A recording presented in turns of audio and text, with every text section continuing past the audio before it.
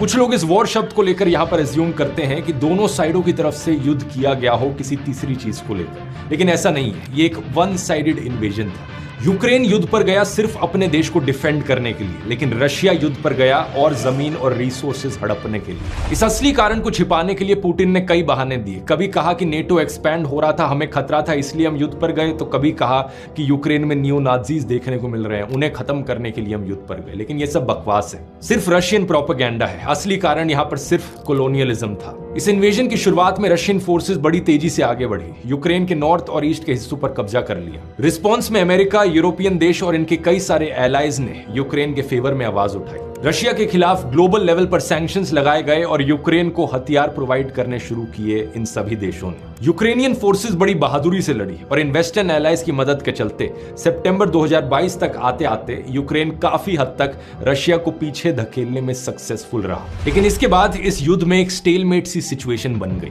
नक्शे पर देखिए, लगभग जितना एरिया सितंबर 2022 में यूक्रेन और रशिया के कंट्रोल में था, आज के दिन भी उतना ही एरिया इन दोनों देशों के कंट्रोल में। पिछले 3 सालों से लड़ाई जारी है, दोनों साइडों पर लाखों लोग मर रहे हैं, लेकिन यूक्रेन अपने देश के बचे हुए हिस्से पर वापस कंट्रोल नहीं जमा पा रहा है और ना ही रशिया आगे यूक्रेन की बची हुई टेरिटरीज पर कब्जा जमा पा रहा है। इन 3 सालों से अमेरिका और यूरोपियन देशों की स्ट्रैटेजी यही रही है कि हम इस वॉर में इंटरफेयर नहीं करेंगे, अपने सोल्जर्स नहीं भेजेंगे, लेकिन यूक्रेन ताकि अपना देश डिफेंड कर पाए, हम उसके लिए यूक्रेन को हथियार प्रोवाइड करेंगे, पैसा देंगे और रशिया पर सैंक्शंस लगाएंगे। और यूक्रेन और वेस्टर्न एलाइज की पोजीशन भी यही रही है कि ये युद्ध तब तक नहीं रुकेगा जब तक यूक्रेन देश की अपनी सारी टेरिटरी उसे वापस नहीं मिल जाती जो वॉर से पहले उसकी थी। लेकिन 2024 में अमेरिका में इलेक्शंस होते हैं और डोनाल्ड ट्रंप पावर में आते हैं। It is now clear that we've achieved the most incredible political thing. Look what happened. Is this crazy? Trump ने अपनी इलेक्शन कैंपेनिंग में ही कहा था कि वो प्रेसिडेंट बनते ही एक दिन में रशिया यूक्रेन वॉर रोक देंगे। Since I pledged to swiftly end the war in Ukraine, so when I say end it, you can get that. I will have that settlement done within 24 hours. और अब वो किसी भी हालत में इस युद्ध को रोकना चाहते हैं। इसी चीज को लेकर ट्रंप और जेलेंस्की के बीच में अभी ये मीटिंग हुई थी। यूक्रेन कहता है कि हमें कोई शौक नहीं है युद्ध लड़ने का, लेकिन हमें गारंटी चाहिए कि अगर अभी हम इस युद्ध को रोक देते हैं तो रशिया सीज फायर के बाद दोबारा से हमारे देश पर हमला नहीं करेगा। और इस चीज के लिए कुछ गारंटीज और सिक्योरिटीज अमेरिका को देनी चाहिए। लेकिन डोनाल्ड ट्रंप इस सवाल को इग्नोर करना चाहते हैं। ट्रंप दूसरी तरफ यूक्रेन से कहते हैं क्योंकि हम तुम्हें इतना सारा पैसा और इतने सारे हथियार प्रोवाइड कर रहे हैं, तुम अपने देश के सारे नेचुरल रिसोर्सेज का 50% रेवेन्यू हमारे देश को दे दो। मजाक नहीं कर रहा, एक्चुअली में डोनाल्ड ट्रंप ने यही प्लान प्रपोज किया है यूक्रेन को। वो चाहते हैं कि सारा oil, gas, contract, ports, infrastructure जो भी कुछ यूक्रेन के देश में है नेचुरल रिसोर्सेज में, उसका आधा हिस्सा अमेरिका को मिल जाए। And I understand that's a big deal, very big deal. ये तो वैसी ही डील हो गई जैसी ईस्ट इंडिया कंपनी किया करती थी हमारे देश में।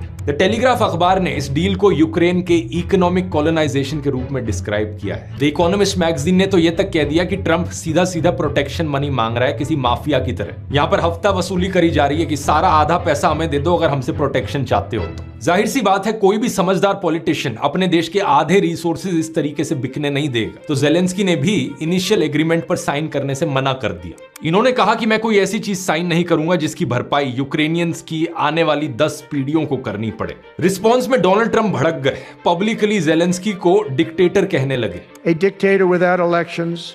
Zelensky better move fast or he's not going to have a country left. Gotta move fast because social media पर पोस्ट करके कहने लगे बेटर मूव फास्ट या तुम्हारे पास कोई देश नहीं बचेगा। इसी के बाद ही था कि जेलेंस्की व्हाइट हाउस जाते हैं डोनाल्ड ट्रंप के साथ मीटिंग करने के लिए और इस मिनरल्स डील पर और चर्चा करने के लिए। यही होती है 28 फरवरी की ये मीटिंग, सब कुछ कैमरा के सामने लाइव ब्रॉडकास्ट पर। शुरू के आधे घंटे तो मीटिंग ठीक ठाक चलती है, लेकिन फिर उसके बाद सिचुएशन बदलने लगती है। जेलेंस्की कहते हैं कि पुतिन ने सीज फायर्स को 25 बार तोड़ा है, कैसे भरोसा किया जा सकता है उन पर। अगर आज हम युद्ध रोकते हैं तो कल कुछ सालों बाद वो फिर से हमारे देश पर हमला कर देंगे। Just ceasefire will not never work. Before my presidency from the 2014, Putin broken 25 times his own signature. 25 times he broken ceasefire. Trump के पास इस बात का कोई जवाब नहीं था। वो बस कहते हैं लेकिन मेरे साथ पुतिन ने कोई भी एग्रीमेंट नहीं तोड़ा है। But he never broke to me. He never broke. No, you won't. Side में बैठे वाइस प्रेसिडेंट जेडी वैंस ने कहा कि शांति का रास्ता डिप्लोमेसी के जरिए ही निकलेगा।